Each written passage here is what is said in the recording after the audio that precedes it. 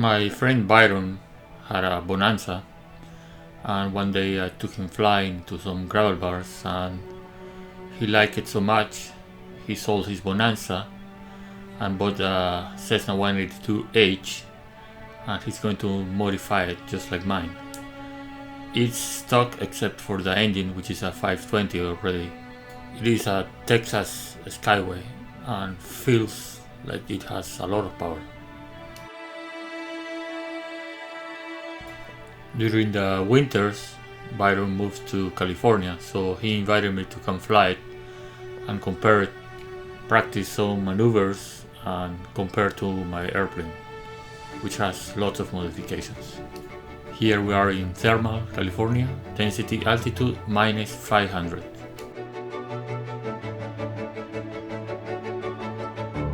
My Cessna 182 is a P model, year 1973.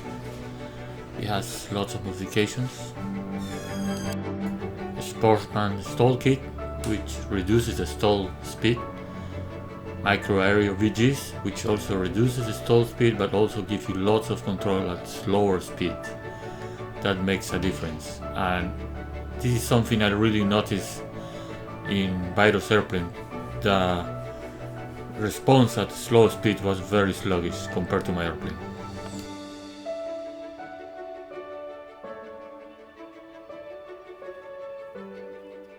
My airplane has no wheel pans, and we have 850s on the mains and 700 on the nose gear. In my airplane I have the MT propeller, 2-blade. It's very light and it's also like an air brake when you slow down. It helps a lot for short fields. I really felt the difference in nose weight. Here is the prop for the angle of attack indicator.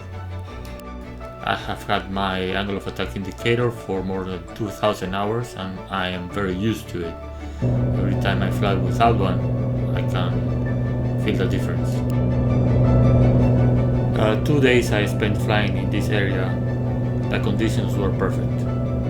No wind, not a cloud in the sky, and cooler temperatures in the low 60s. We started with some flying, getting familiar with the area. It's mostly desert and salt sea.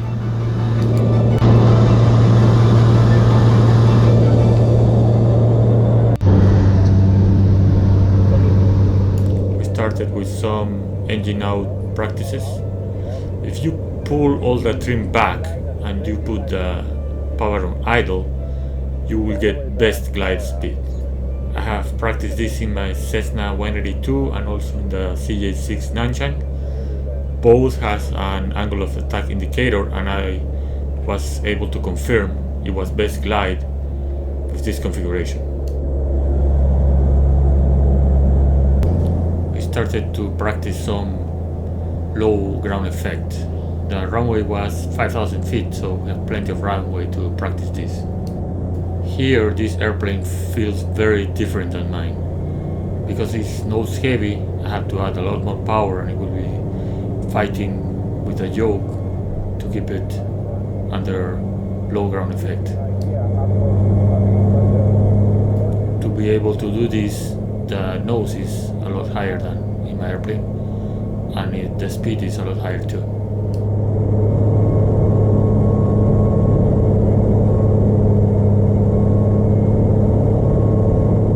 So it works, it can be done, it's just a lot more challenging and you have to go at a faster speed to be able to make it. You have to work a lot harder than in my airplane to do this.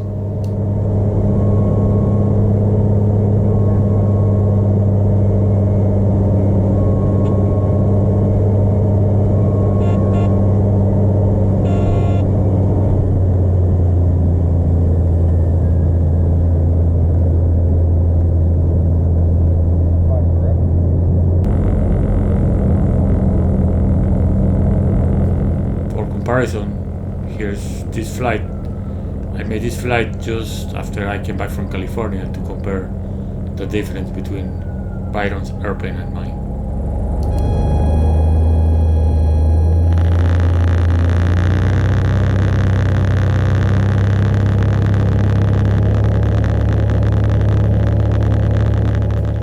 airplane I can do this at lower altitude. It is more predictable and a lot easier to do.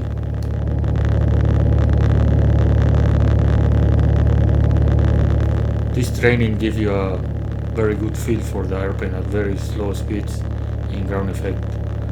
I only use this in real world scenarios when I'm doing very slow gravel bar landings. It also works for practicing smooth landings though.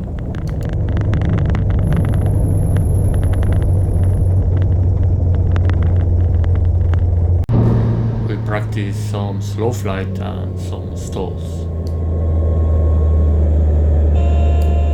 This Cessna with the 520 up front and a 3-blade prop felt very heavy on the nose, and when stalling it will not break, it will just mush down. It was too nose heavy.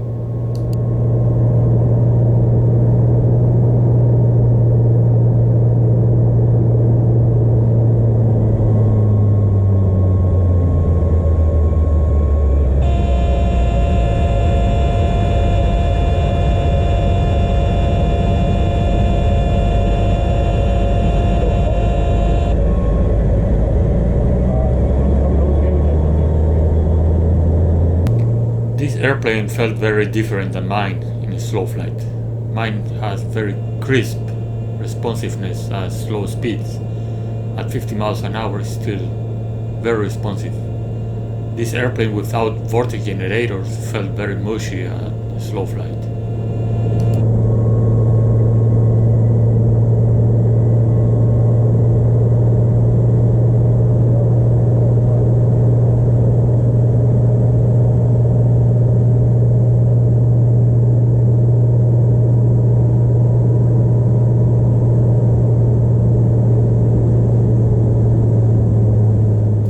Try some more stalls and definitely it will only drop the nose and it will not break.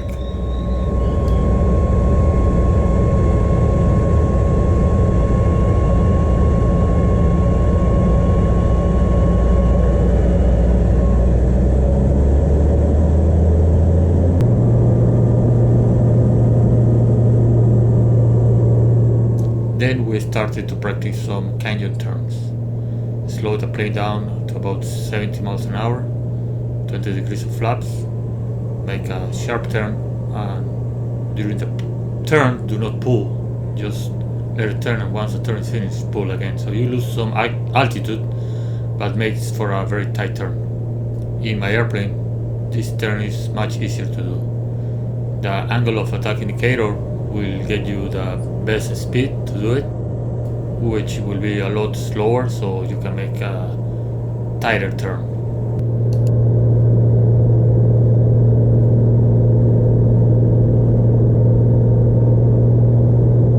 Still, with this technique, I was able to do very tight turns in the Cessna 182.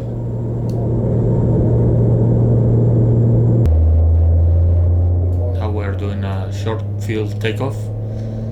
The density altitude of this airport was minus 500 feet, and the 520 has plenty of power, so the takeoffs were really short.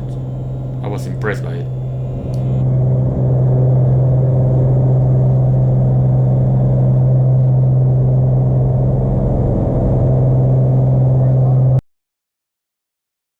Here is a takeoff in my Cessna. It's also short. It's a little bit of a rough gravel bar, but still a pretty short takeoff. In that respect, Byron Cessna is going to work really well with that 520 up front. I think Byron's airplane, when he gets all the modification, is going to be a really good backcountry airplane. It has plenty of power.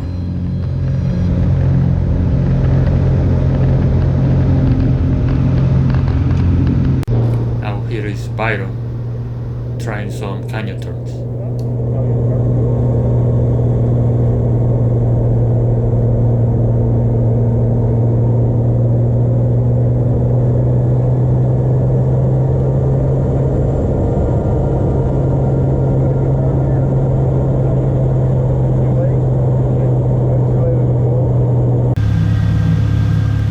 here it is how it works in my airplane.